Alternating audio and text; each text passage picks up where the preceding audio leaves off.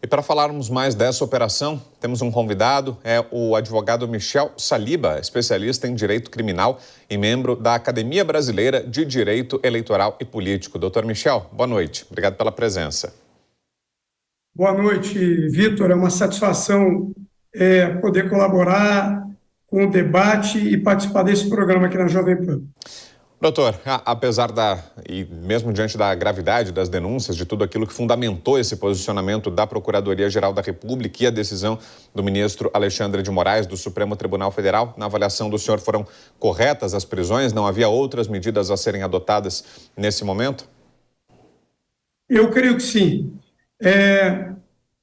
Eu, como advogado criminalista e com atuação em direito sancionatório, porque atuo também no direito eleitoral, o que eu avalio em relação no aspecto da prisão preventiva, primeiramente é a questão da contemporaneidade.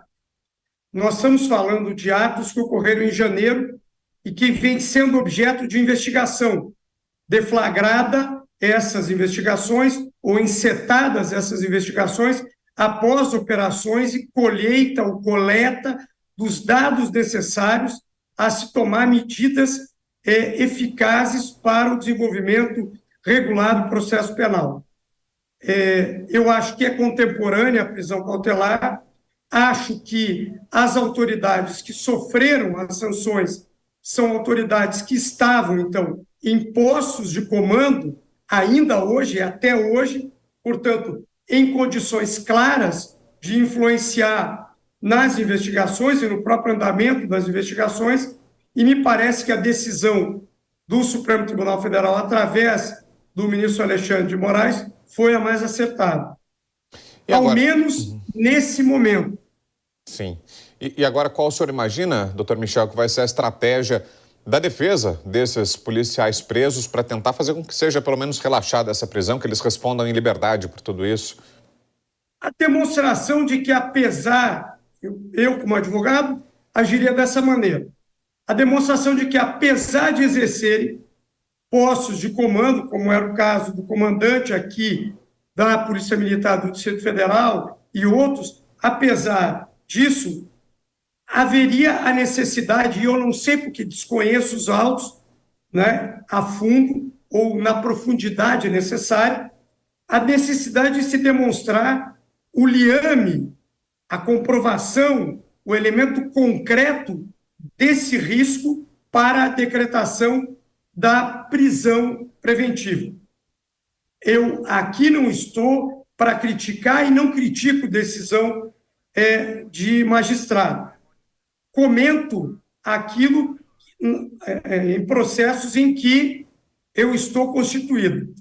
Mas uma posição, tanto como professor, que fui a vida inteira, como advogado militante há 31 anos, eu vejo que, pelo artigo 319 do Código de Processo Penal, os advogados dos presos muito provavelmente se valerão do pleito da iminente necessidade de se alternar ou se modificar esse cerceamento de liberdade por medidas cautelares diversas à prisão.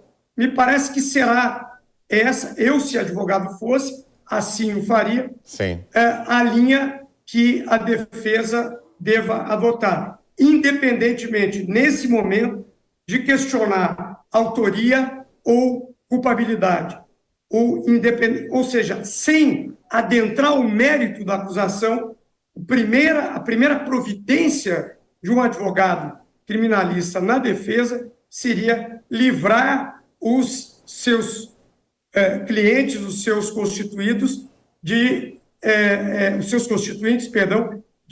uma prisão preventiva. Doutor, o que é que prevê o nosso ordenamento jurídico em relação à atividade de policiais? Sempre, em qualquer circunstância, a gente está aqui falando de um episódio muito específico, né, que foi essa invasão criminosa, assédio dos três poderes lá em Brasília, mas em qualquer circunstância, um policial, quando ele presencia um delito, ele é obrigado, pela própria legislação, ele é obrigado a tomar providências? Nesse caso aqui, parece até que a coisa foi até mais longe, né? De acordo com aquilo que foi levantado pela Procuradoria-Geral da República, até com dias de antecedência, esses agentes, repito, segundo a PGR, já sabiam da possibilidade de atos violentos e já conversavam, dando sinais de omissão. Mas em qualquer circunstância, um policial é obrigado a tomar posição? Queria que o senhor nos explicasse, doutor Michel, o que é que prevê a lei? É dever de ofício do policial. Note-se que nenhuma medida foi tomada contra aqueles policiais que estavam nas ruas, aquele pequeno efetivo, que, diante daquela multidão, e aí até mesmo por estado de necessidade, agiram de acordo com o que podiam, naquele momento, de acordo com o que eles, policiais militares, podiam fazer. Mas o contingente era muito pequeno.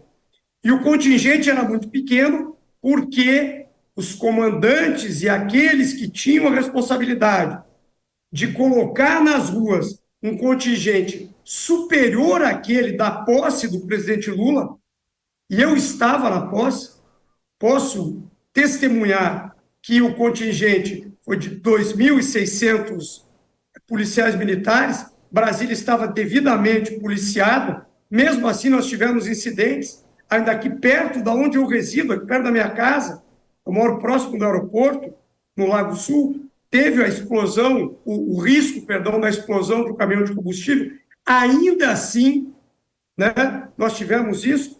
Você imagine, quando todos sabiam da movimentação golpista, se colocar um efetivo que daria quase, que deu, perdão, ou resultou em quase 1/6 daquele contingente que estava no dia 1º de janeiro.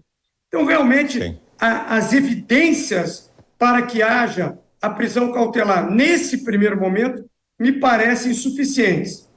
E eu sou um advogado absolutamente crítico da decretação de prisão cautelar desnecessária. Muito bem, aí a análise do advogado Michel Saliba, que é especialista em direito criminal e é membro da Academia Brasileira de Direito Eleitoral e Político. Doutor Michel, mais uma vez, obrigado pela presença aqui e uma boa noite. Eu agradeço mais uma vez, Vitor, um abraço a você, a toda a equipe e aos internautas que acompanham o canal da Jovem Pan. Muito obrigado. Nós que agradecemos.